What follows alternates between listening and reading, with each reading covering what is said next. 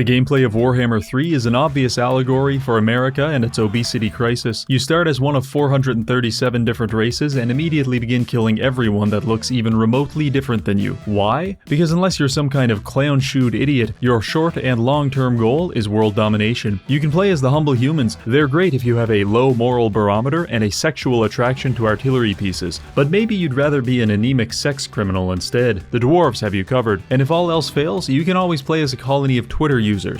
Fascinating creatures. In reality, it doesn't matter which faction you choose, because much like a cocaine-infused stockbroker, you will inevitably develop an unhealthy relationship with watching numbers go up. Your borders can always be bigger, your income always higher, and of course you can always accumulate more mass. In a world where there is a one-to-one correlation between your charge damage and your BMI, suddenly being morbidly obese has become the greatest superpower of all. And when it comes to being immensely fat, no one does it better than Grom the Paunch. This heaving green mass of cholesterol is not only sentient, but he's one of the strongest units in the game. Men want to be him, women want to be with him, and today, I am him. Immediately upon loading, it became clear that I have entered my own personal hell, because I am surrounded on all sides by the French. Jesus Christ, even the vampires are French. I solved this conundrum through careful diplomacy, and by careful diplomacy, I mean I had an obese man drive over their heads in a chariot. With our first enemy fended off, we can now participate in the real gameplay, creating strange and elaborate mukbangs to help Grom on his personal mission to tantalize the Vor community. As you can see here, Grom is starving, obviously, and we're going to need to make him some food. To do this, we need to acquire several obscure ingredients from around the world, which will almost certainly necessitate the eradication of countless civilizations, but their sacrifice is one I am willing to make. Our goal is to create and consume all foods, at which point our purpose in life will be complete, and Grom can die peacefully from a convulsion-inducing heart attack. For now, the easiest way to collect ingredients is to just kill everyone we meet and sort out the tasty parts later. To accomplish this, I have launched a brave and courageous eugenics program, whereby whenever a French army spawns, I kill it immediately. My fringe scientific beliefs eventually led me to Bordelot, where we were ambushed by a large quantity of Frenchmen. In such moments, the game will try to gaslight you into believing you're at risk of losing. Allow me to show you why this is literally impossible. As greenskins, you have a wide selection of characters, buttons, and settings, but only one of them is actually worth pressing, because when your total lack of brain activity inevitably causes you to start losing a battle, I want you to slam your forehead through the emergency glass and press this button. The WA button instantly buffs your entire army and heals it for 50% of its health. With such immense power, we can effectively neglect any tactical decision making and instead focus on meaningful gameplay decisions, such as using a homeless lady to vomit on unsuspecting peasants. Following this, we were given a quest by a decapitated head, which my psychiatrist assures me is not normal. Regardless, after completing said quest, we were awarded with a stone golem, which is definitely not overpowered to have on turn 4. After that, we invaded Castle Bordelot and successfully renovated it into a heaping pile of shit. Understandably upset by this, our French enemies launched one final assault on us, armed with Odo and 39 people he found at the bus stop. This was a poor decision on their part. The rapid expansion of our empire had regrettably drawn the attention of the Greater Francophone hive mind, which caused the Fey Enchantress to declare war on us. She attacked us with an army of mounted knights. However, we have the perfect and most dangerous counter to cavalry, a 15-degree incline. The very concept of a non-uniform Earth caused her cavalry to absolutely lose their minds and enter a profound state of psychosis. In response, I did the only humane thing possible, which was to complete an industrial amount of mercy killings. With the Fey Enchantress now defeated, it is time to break several international treaties by ingesting our enemies. It's around this time people you don't know will start paying you extortion money you didn't ask for. By this point, our reputation had increased enough to allow us to press the only other button that matters in the game, Call to Wa. By pressing this, we can designate a city to destroy and double the size of all of our armies for 20 turns. If Grom was a car, this would be the equivalent of not only uninstalling his brakes, but replacing them with another acceleration pedal. I chose Castle Carcassonne as our target and plowed Grom into it at 300 miles per hour. Needless to say, there were no survivors. This was the last of our enemies' territories, which effectively rendered them homeless. And in this game, much like in real life, for every turn you are homeless, you slowly but noticeably decompose a little more. But Grom does not care, because I just realized the Wood Elves have invaded Paravent, and little did they know, I had already developed a parasocial relationship with that exact settlement, and their invasion of it unofficially and then officially meant war. With our army still chubbed up from our favorite button, I decided to invade the Wood Elf territories. Fighting the Wood Elves is a lot like fighting the Viet Cong. You are going to be shot by people you can't see, develop a rational fear of trees, and then experience PTSD for the rest of your life. It's a dirty job, but someone has to do it, because they're dangerous. I mean, would you really trust your kids around this man?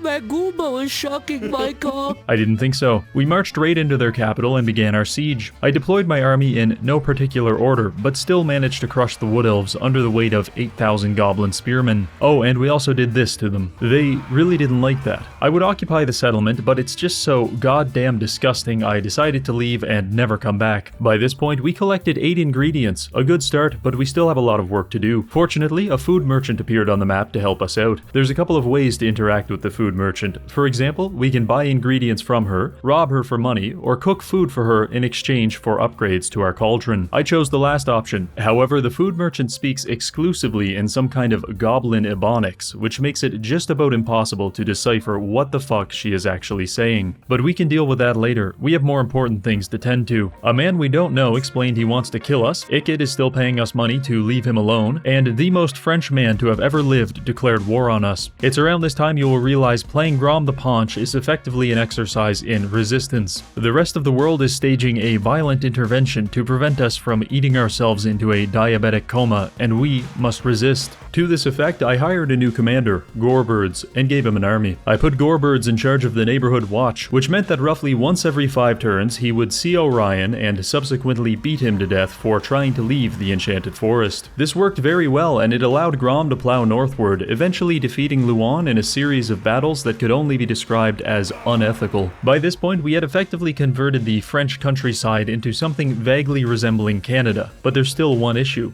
Quebec. I declared war on the undead and began ransacking their armies. I'd like to say it is very difficult to kill a ghost with a catapult, but not impossible. With most of Bretonnia now thoroughly under our control, I decided to do 2 very important things. First, I researched a revolutionary artillery platform that allows me to dress my goblins up like cute little trick-or-treaters. Look at him. He thinks he's a bat. But don't get too attached, and definitely don't name them, because they have pledged fealty to the Empire of the Rising Sun, and the next thing we're doing is launching them from a catapult as kamikaze dive bombers. Because after all, why bother buying explosives when you can be the explosive? Apart from this, I sent one of my armies out to explore the wonderful and enchanting ocean in search of delicious aquatic ingredients, and they were killed immediately by Somali pirates. This didn't upset me as much as it caused me to fly into a blind rage and immediately begin building the most immoral army possible in an effort to punish the world for my misfortune. 11 snotling pump wagons and 8 trebuchets? Don't mind if I do. To be clear, I don't even want to play this army, because microing 11 cavalry units requires a level of attention that I am simply not capable of. You see, my brain is powered by a single Nigerian man running on a hamster wheel, and I fear that managing this army may in fact result in his death, but we'll never be able to achieve our dream of congestive heart failure if we aren't willing to make a few sacrifices, so let's continue. With our French enemies now lying in various stages of decomposition, I took a few turns to figure out our place in the world, which is apparently 22nd. That's right, we're not even on the podium, but we can fix that with one simple trick. Another call to Wa. By literally doubling our standing military, we've gone from rank 22 to rank 3. This is troubling because it means there are 2 other factions that are more than twice as powerful as us. Regardless, I can't risk our food quest being jeopardized by a larger faction, so we have to become the larger faction, which means that some people need to die. If you recall, about 20 turns ago, the dwarves body-shamed Grom pretty viciously, and that shit doesn't fly around here, so we're going to go stab them to death with spears. I declared their capital city as the target of our Wa and began assembling my armies. I decided it might be beneficial to have a path into the Dwarven Mountains, and the only one available was through the Wood Elves, so I opted to kill Orion and take his fancy little treehouse. Unfortunately, this caused Findal to become scared and he declared war on us, so we killed him, which resulted in Daith becoming frightened and declaring war on us. so we killed him too. But then Durthu got upset, so we had to kill him, which caused both Ellen and Eltharion to get upset, but unfortunately, we haven't researched intercontinental ballistic missiles, so we'll kill them later. By the end of it, I had personally slaughtered 10,079 people just to get to the dwarves. If I was a dwarf, I would be mildly concerned by that statistic. Helman Gorst certainly was, because he attempted to befriend me by donating 300 gold. Obviously, I accepted and then declared war on him immediately after. It's not personal, Hellman. I just really need a test subject for the meme team, so I invaded his settlement. Honestly, the army is beautiful in a Francisco Goya kind of way. 11 squadrons of deranged mushroom enthusiasts being supported by 24 catapults. It's all I've ever wanted. The game plan is to entangle the pump wagons with the enemy forces and cause a large-scale traffic jam in the middle of the map. Once that has been accomplished, the pump wagons will call in an artillery strike on their own position, thus obliterating everything in the process. Needless to say, this was very entertaining to witness.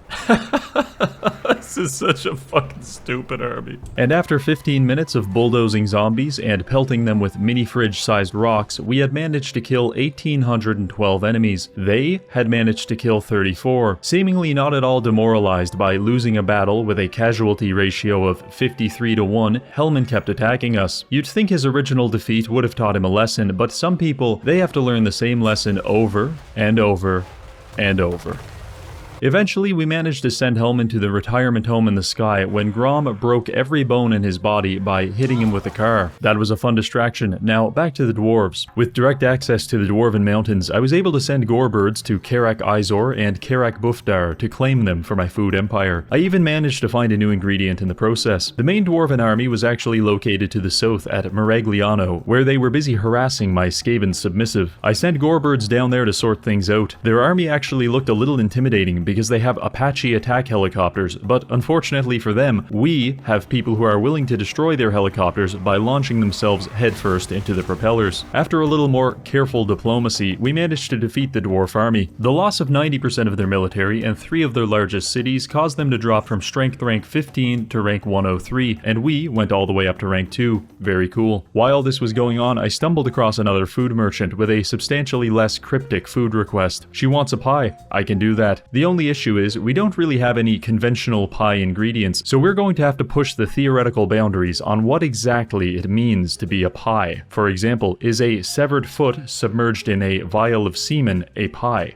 Apparently it is, and she loved it. With that, we have now unlocked a new ingredient slot, which will allow us to make more potent food going forward. For example, we can combine monster goo with troll meat and phoenix claws to produce the following. Grom gets 100 weapon damage and sundering attacks, our goblins get a regeneration ability as well as flaming arrows, and our trolls get sexually transmitted diseases. That's pretty good. Now with 12 foods, I think it's time to conduct our ingredient hunt in a more deliberate manner. Each of the 13 remaining food items actually tells us how to get them. For example, to unlock harpy heads, we have to sack a dark elf settlement. That doesn't sound too hard, until you realize the closest dark elf settlement is across the fucking ocean. So at this point, the game turns into a scavenger hunt, but with substantially more violence. I figured the best approach to this would be to divide and conquer, so I've elected 3 generals to lead the expedition to the grocery store that is this world. First, we have Rachnik Spiderclaw. He's a unique lord that provides special buffs to spider-based units in his army. So I equipped him with a highly diverse army of goblins riding spiders, and goblins riding really big spiders that can also summon additional smaller spiders. Next, we have Gorebirds. I've specialized him into providing buffs for trolls and giants, so his army is composed mostly of totally normal and socially well-adjusted individuals. Then we have Oglok the Orrible, who is specialized in the use of weaponized pigs.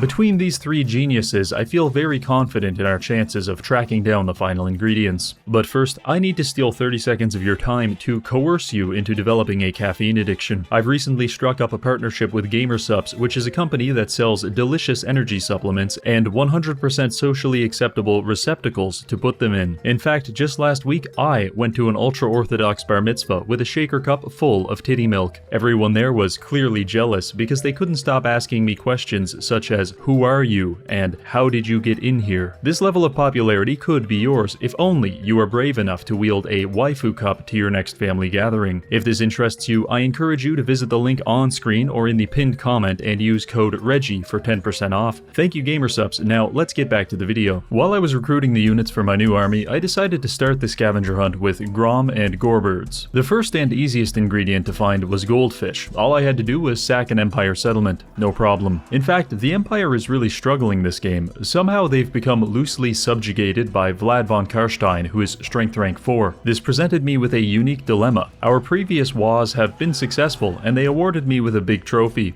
but not the biggest trophy. That could only be attained by defeating a top 10 enemy, such as Vlad von Karstein. I didn't need to declare war on him, but in a much more real way, I really wanted to. So in an act of wanton gluttony, I created a new war targeting Vlad's capital city, and over the next 20 turns, Grom and Gorebirds carved their way through the undead region. Vlad himself was an unkillable monstrosity who could best be described as a bipedal euthanasia factory. Fortunately for us, he suffers from a crippling degree of separation anxiety, and if you kill all of his friends, he will literally disintegrate. Once we worked out that critical flaw, Grom was able to fight his way to Castle Drakenhof, which he claimed through the use of really big ladders and lots of violence.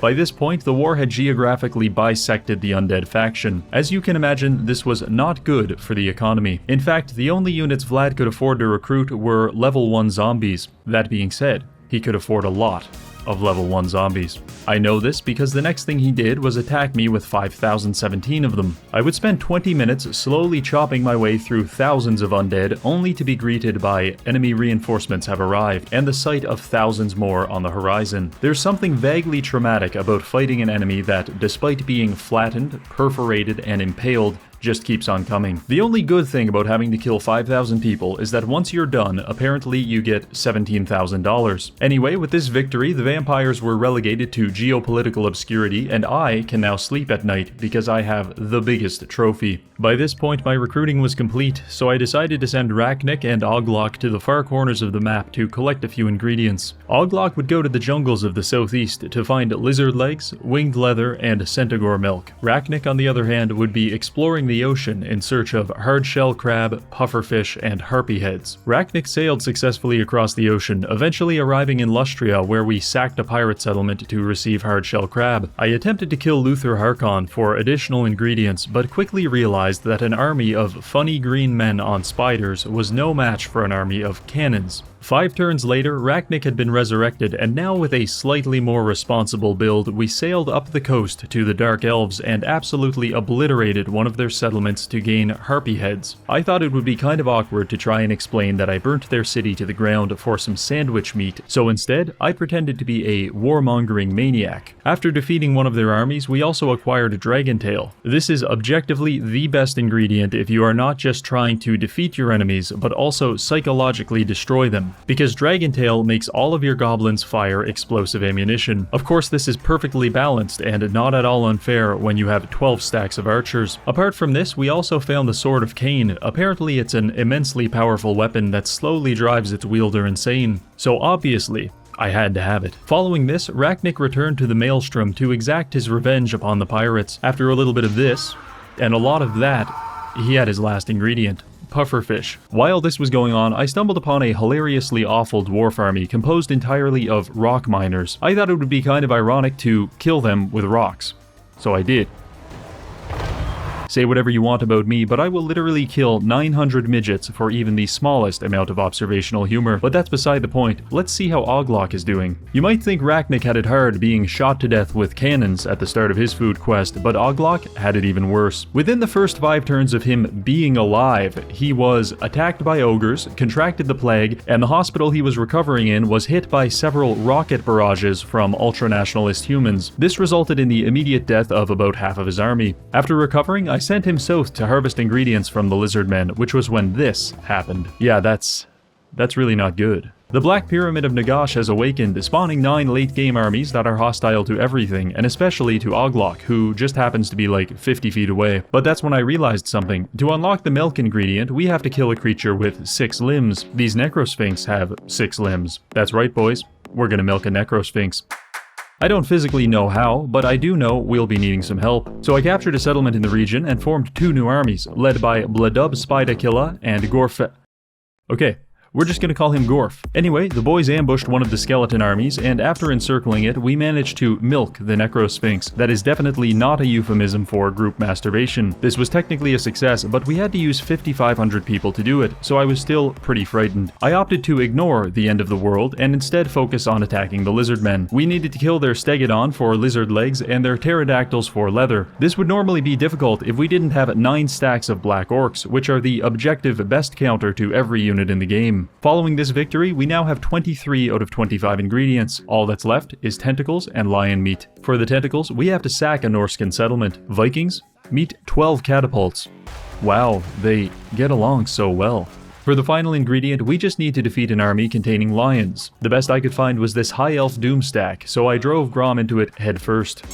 The battle was actually fairly challenging, mostly because we were outnumbered and my AI reinforcements decided to deploy their army backwards, sprint into the woods, and die. Fortunately, by this point, Grom had so many layers of protective fat that he was functionally invincible, and we managed to eke out a victory. Hundreds of thousands had to die, but we have finally completed our grocery list. All that's left now is to cook every possible dish and feed them to Grom. The only issue is, for some reason, Goblin cuisine requires large quantities of scrap metal, and we have spent most of ours on upgrading our units, so we need to do a little farming. Luckily, raiding enemy territory produces scrap, so I took 3 of my armies and sent them to raid Volkmar the Grim, because he's kind of an uppity asshole. I would lay down my life if it would rid the world of you and your kind. Okay.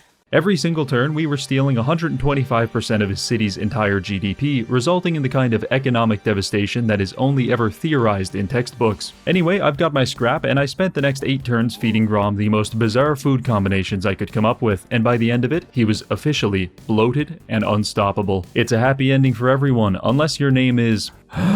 Vlad von Karstein, Heinrich Kemmler, Daith Durthu, Findal Orion, Count Noctilus, Luther Harkon, Karl Franz, Belgrau Ironhammer, Tic-Tac-Toe, the Black Pyramid of Nagash, Marathi, Scrag the Slaughterer, Throg Eltharion, or anyone even remotely French. I want to thank this month's patrons for making these videos possible, and finally, thank you for watching.